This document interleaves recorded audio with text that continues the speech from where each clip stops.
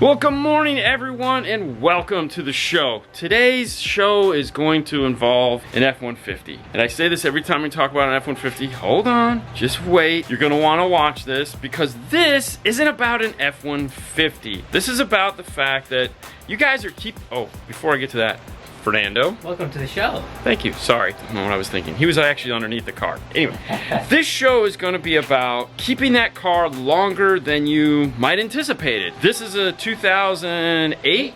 Thank you. And he's like, you know what? I don't want to get rid of it. I really like my truck. It's fun. He got his seat fixed, you know, because like on the Fords, right here, getting in and out kind of wears that. So he's like, I'm going to get this fixed. He did already. The system he put back in 2008, and it's old, and it's... Today, we're going to talk about upgrading your upgrade. So stay tuned.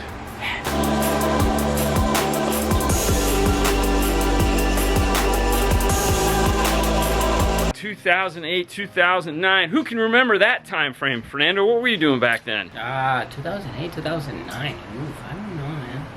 Exactly, right? Well, I can tell you what I was doing. I was working at AVE Car Stereo here in Clearwater, Florida. And well, Pioneer had just come out with some really cool new radios. It was like, this was the cutting edge. They were talking about integrating cell phones and GPS, and it was one of the worst projects ever. It was a train wreck. The radio was horrible. It needed so many software updates, and that's when we really got introduced to software updates. AVIC 911 was just coming up. That's a forum group, and like they were telling Pioneer how to fix their radios. It was fun.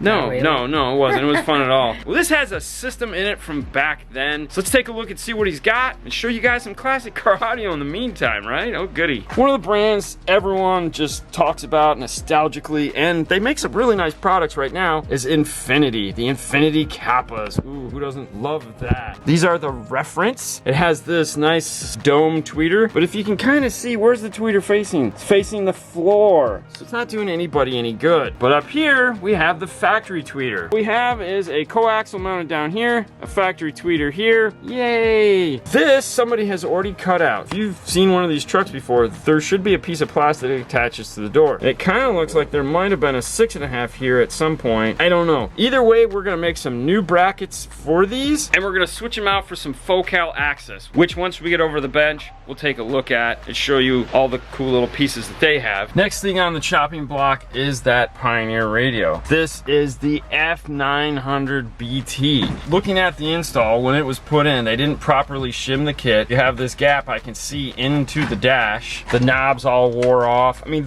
this was the radio. Had an SD card. It was horrible. It simply was horrible. If any of you guys have had these, you know what I'm talking about. It took like forever to boot up. It was just, But let's pull it out and we'll take a look at what technology looked like back then. To remove this dash panel, simply open up the ashtray. Take your two fingers, push them here into the corners, and as you can see, this side pops up. This one's giving us a little fight, no problem. Take your plastic panel tool, which you can pick up on DNF tool drawer, stick it into the side, it'll come free. Manufacturers love to put clips right in the middle of the thinnest part of the plastic, and Ford is no different. There's two big metal clips right here, so be careful. Come up from behind, work it a little bit, and unplug it. One of the things on the F-150 dash is there's an airbag light here, and everyone always gets freaked out about airbag lights, and justifiably so. If you turn the car on with the airbag light disconnected in this particular vehicle, you'll get a light in the dash, which is expected. Once you plug it back in, it will clear itself out, so you have nothing to worry about there. Ooh, look at that 2-ton bag of crap in a 1-pound hole. Lots of wiring going on. In the Ford dash, you see this piece right here in the back that they didn't remove. That's a Sirius XM module. There's no reason to keep it in the dash. There's 4 7mm screws down the side here. Pull that thing out. If you're going to be adding new Sirius XM, that's no problem. Your antenna is right there, so you can easily reuse the factory antenna with a SAT1. Looking at the dash closely, they didn't use those back spacers. They only have 3 screw option going on. Oh, there's no screws here.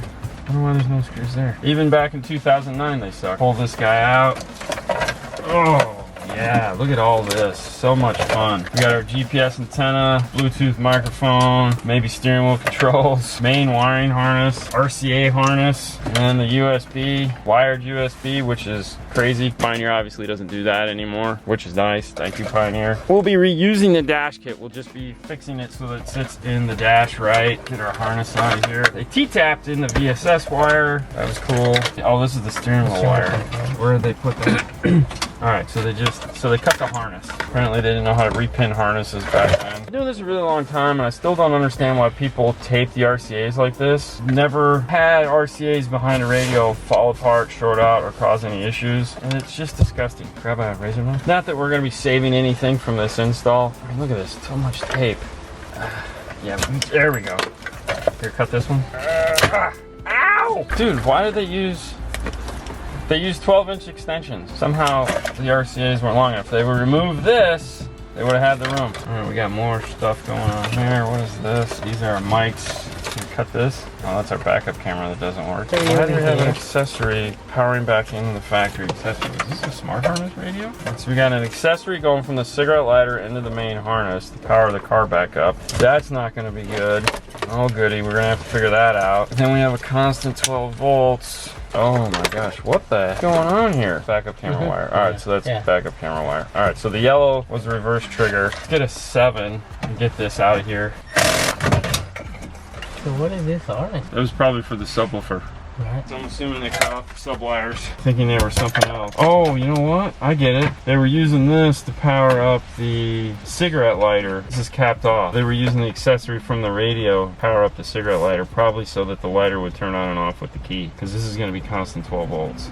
Fix the harness, put this back together so that it's not all screwed up, solder the steering wheel control wire back into place. The radio's out, the Sirius XM tuner is out. As you can see now, we have tons of room for anything we want to do. I busted my knuckle, go figure. We've also pulled off the floor. Here's all the RCAs and speaker wire. I've pulled those out because naturally we're gonna replace all those. And following with the trail of wire runs, let's head into the back and get the back seat out so that we can take a look and see what the amplifier looks like. Yay. Normally, to get the back seat out, you'd need to pull this top panel off and remove the screws. However, they didn't do that for some weird reason. The screws and the bolts and everything are here. I don't know what they did. Looks like it needs some washers though. When we go to put it back together, we'll make sure this is done the right way. We'll fix it. To get this back seat out is kind of a pain. On the new ones, you can come up here on the top, but on this one, there's a clip on that corner and on this corner. You gotta kind of reach behind the seat, push down on the top of the seat like this, and then pull the clip back. And while you're holding it, lift up the seat. It took Fernando about 2 years to figure that one out. Yeah. If you don't get it on the first try, don't feel bad. The way this back area is laid out, on this side, if you have this square right here, and you can push on it and it doesn't move. This is a body control module. Usually it's the keyless entry system and whatnot, so you're not going over here. This bottom bracket here is the vent, which they left in over there on that side, which we'll probably have to remove and cover. And we have this giant big classic, so it looks like a 5-channel, it's a 5350A Infinity reference amplifier. Looks really nice. I know this lights up blue. It's falling apart. It's just been beat. We got some screws that went through the bed. They grounded it through the bed. That means if we go outside the car, I'm sure we can see those screws. We'll pull these screws and we'll put coverings over those so the water won't get in and do any more damage. We have 2 Rockford R2 power amps that are gonna go back here to replace this. We'll take a look at those in a few minutes. Hopefully we'll be able to get them in that same area. This can move sometimes. We still are limited on space. But before we unscrew this, we wanna go up underneath the hood and of course disconnect power. Normally you do that right at the beginning. However, the reason why we didn't do that is, well, let's go up there and I'll show you. When Fernando pulled the car in, this was laying on the floor in the front seat. This is where the ring terminal would normally be. This is all corroded and broken, like a CCA style. This might actually be CCA wire. It seems burned if you see it. Well, it's been loose for a long time. But let me show you why it was burned. So we knew we didn't have to worry about disconnecting the battery. Our terminal, right there. There, yep, that awesome crimp. Yep. Good job. So they ran the wire straight down here where my finger is, and next to it is the headers. Come on over here. Oh, I gotta get old and get underneath. I know. This is the wire going there. Like if you go this way right here. Yeah, right next to the exhaust. Next to the exhaust, going through the headers. Yeah, so on this side of the heat shield, which is really stupid. Now, we pull it. Oh, so the wire goes from red to black. I still think this is CCA though. All right, let's get it out of the car and we'll take a closer look at it. Oh, I gotta crawl out from underneath here. Fun. That is why we didn't have to worry about that from the get-go, but that is typically step one when doing anything, is disconnect that battery power wire. We'll pull that out of the car, take a closer look at it.